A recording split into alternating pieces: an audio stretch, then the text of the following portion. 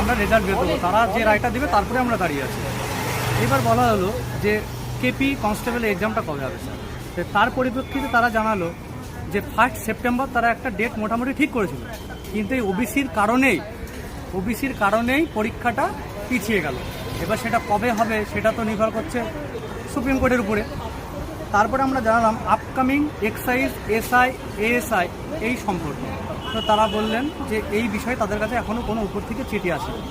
আমরা civil defence বা অগ্রগামী সম্বন্ধেও জানার চেষ্টা করেছি, এই বিষয়ে তারা বলেছে তাদের কাছে কোনো রকম আপডেট নেই।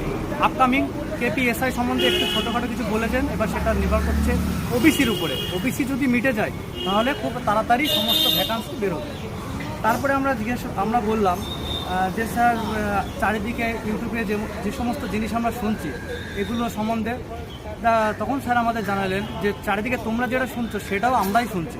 তা এই বিষয়ে আমরা চেষ্টা করছি যতটা ফেয়ারভাবে কিছু করা যায়, আমরা সেটা নিয়ে একটা তদন্ত করছি।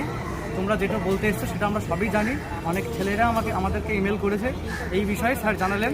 তবে স্যার আমাদের আশা দিয়েছেন যে সামনের রিক্রুটমেন্টগুলো যেন একদম স্বচ্ছ এবং স্বচ্ছতার সঙ্গে যেন করা যায়, এবং সেই স্বচ্ছতা করতে গেলে তোমাদের হেল্প আমাদের লাগবে। যদি কোনো কিছু দেখো সেটা আমাদেরকে ইমেল করো, তাদের জিনিস গোপন রাখা হবে, তাদেরকে আওতায় আনা হবে না। যদি কিছু দেখে থাকো সেটা সঙ্গে সঙ্গে আমাদের ইমেল করবে।